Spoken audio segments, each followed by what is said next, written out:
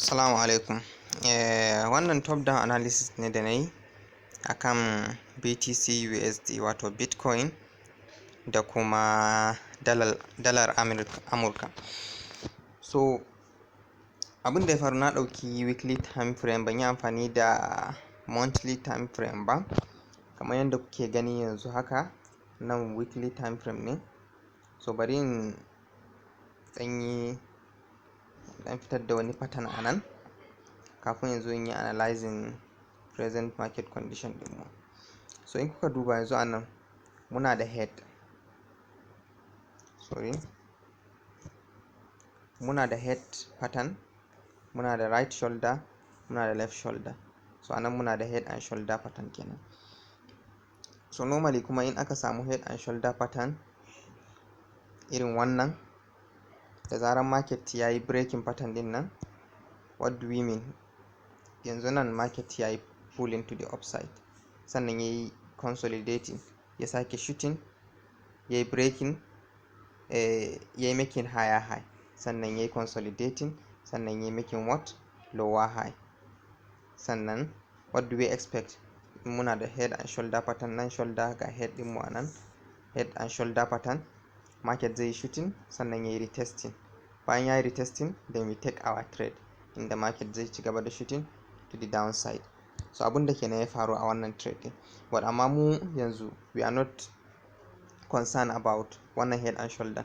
Abin da muke dealing da shi shine wannan pattern din da yake forming a wannan wajen, wato wannan wajen, wannan pattern din shine muke so mu duba me muke da shi, sannan kuma ina market yake tafiya. So a weekly time frame in kuka duba, market yana trending to the downside. Anan the trend was down. Sai kuma what? Mene kuma dama muke samu bayan strong downtrend? Za a yi consolidating, market zai yi consolidating. So anan mun samu ranging market, inda market yake consolidating, inda in kuka duba na zana wayannan layukan guda biyu, inda wannan market bai wuce wannan layin saman nan ba, kuma bai wuce layin ƙasan nan ba. So wannan shine abin da muke da shi. Sannan kuma na mammaka zones ina da sauransu, demand, supply da sauransu, demand zone da supply zone. So yanzu wannan shine a weekly time frame kenan. Idan muka dawo daily time frame, yauwa, to yanzu za ku ga pattern din ya fito yadda ya kamata. So ga daily time frame, still market yana tafiya on a downside. Wannan bamu damu da shi ba. Damuwar mu shine ranging market din nan, saboda already market ya yi breaking. In kuka duba, bari in nuna muku, da market ya dauko ya yi ƙasa haka, da ya yi ƙasa sai aka samu inda market ya zo ya yi haka, ya tafi, ya yi making higher high, higher low da sauransu, ya yi making double top, ya yi shooting down, sannan ya yi breaking wannan zone. Da ya yi breaking, ya yi retesting, sannan ya ci gaba da ranging. So yanzu haka we are experiencing a ranging market. Gashi na market yana ranging from here to here. Wannan ranging market ake kiransa.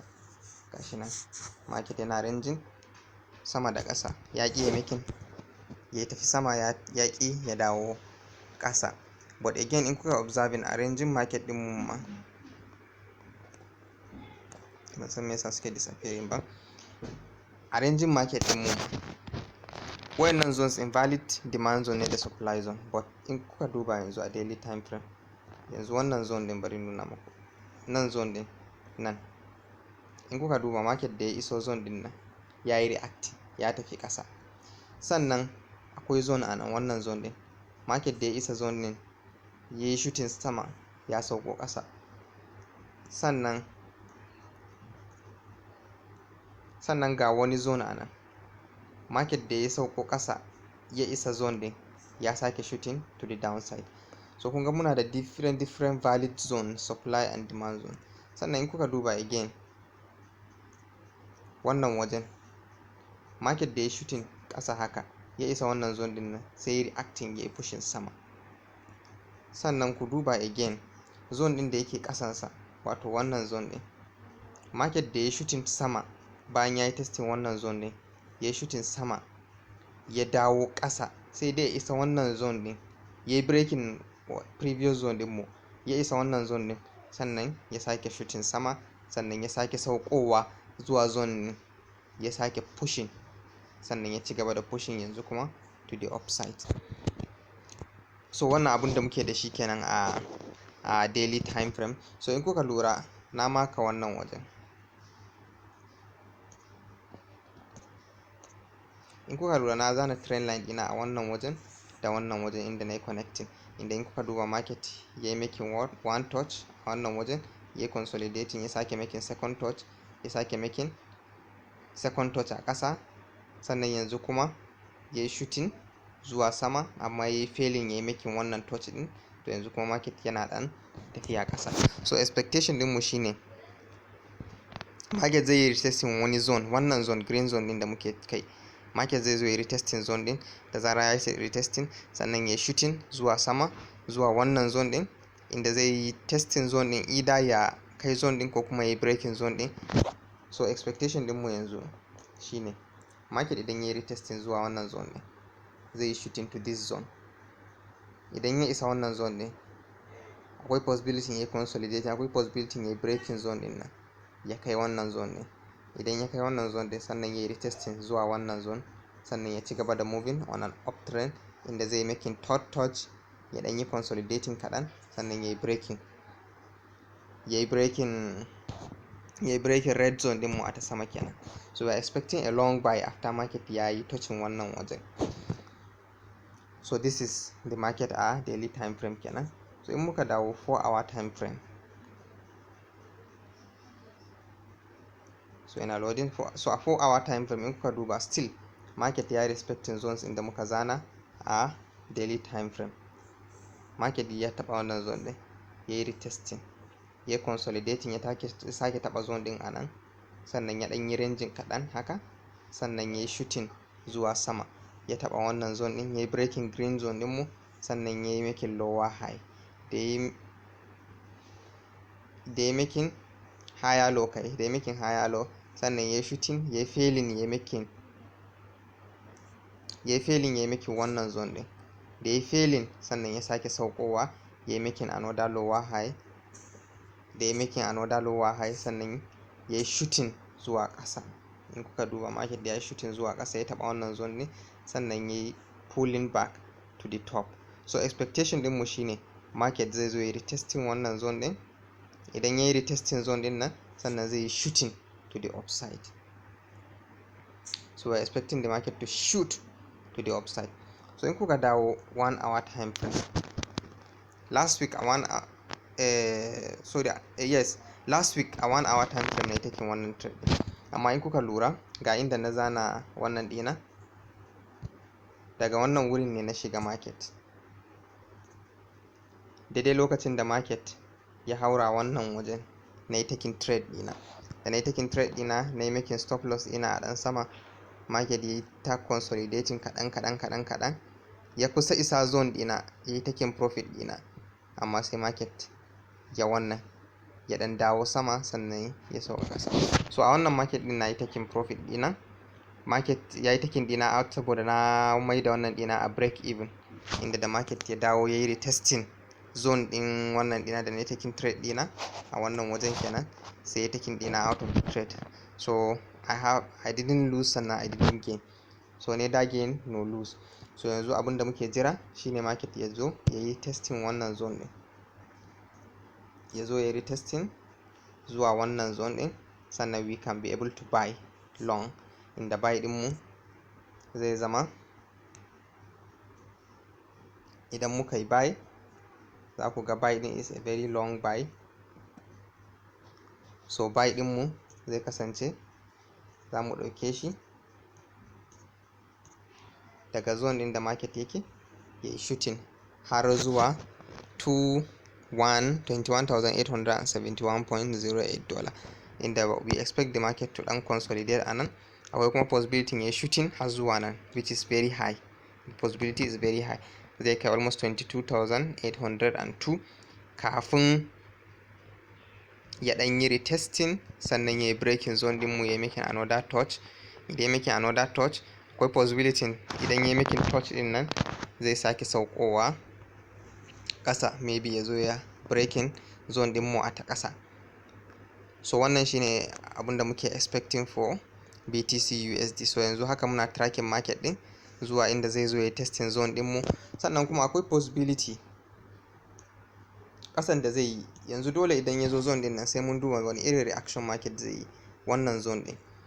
Idan market ya hitin zone din nan sai mun ga wani irin reaction zai yi, saboda akwai possibility ya yi breaking zone din nan ya sake zuwa ya yi retesting wannan trend line din namu. Idan ya yi retesting trend line din mu ta ƙasa, sannan ya sake shooting to the upside ya kai wannan zone din, ya yi retesting zuwa wannan zone din, sannan ya tafi sama ya je ya taɓa wancan red zone din namu, sannan ya sake saukowa a ƙasa. So wannan dai shine expectation da muke da shi na a BTC USD.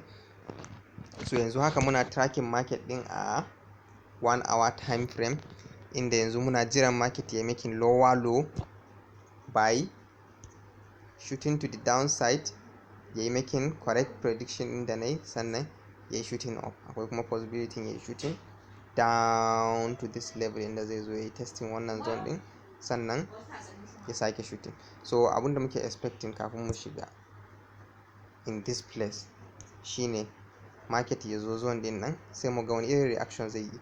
Idan ya yi reacting ta hanyar pulling back, idan ya yi pulling back za mu jira ya yi breaking wannan zone din. Idan ya yi breaking wannan zone din, so we can go on for a buy inda market zai ci gaba da shooting to the upper side. Idan kuma reaction din da muka samu a wannan wajen da market ya isa wannan zone din ya yi breaking, zai iya zama wa fake out, so we are not going to enter the trade. Za mu jira. Akwai possibility idan ya isa zone din ya sake shooting to the upside, sannan ya yi breaking wannan zone din namu ya ci gaba da moving to the upper side. Akwai kuma possibility ya zama ba fake out bane. In ba fake breakout bane ba, so the market will take it down like this, sannan ya yi retesting. Dole sai ya yi retesting. Idan ya yi retesting, to a lokacin ne za mu yi taking trade din mu a nan. Za mu yi buying, za mu yi selling up to this zone. Idan muka yi selling up to this zone inda market zai taɓa wannan zone din, the possibility is after the market touch this zone is to pull back to the upper side. So yanzu a nan idan dai har analysis din ya zama market zai yi breaking zone din nan, za mu yi selling a nan bayan retest. Sannan idan muka yi selling, market ya isa zone din nan, sai mu duba nan ma wani irin reaction zai yi. Idan ya yi reacting to that zone, ya yi shooting to the upper side, so it means we are going to buy long. Idan muka yi buy, market zai ci gaba da tafiya sama har inda zai isa zone din da muke bukata. So wannan dai shine analysis na BTC USD. So ku biyo mu a wannan channel din inda za mu na ba da analysis dalla-dalla akan different pairs. Za mu ba da analysis on different pairs, and kuma it doesn't matter whether days of the week ne muke ko kuma weekends ne, amma dai analysis din mu za su fi sauka a weekends. Amma a days of the week din ma za mu iya ba da irin analysis on cryptocurrencies, irin abun da ya shafi BTC da sauransu, wayanda su they are always running weekly, suna running 247 kowane rana. Sannan kuma za mu na ba da analysis nan gaba akan volatilities, wayanda za mu ba da analysis akan irin su volatility 75 index, volatility 50 index da sauransu. Duka dai za mu amfani da top down analysis, mu duba, mu analyzing, sannan mu faɗi direction din da market yake tafiya. So ku biyo mu a wannan channel din inda za ku ga analysis inda za mu bayar dalla-dalla.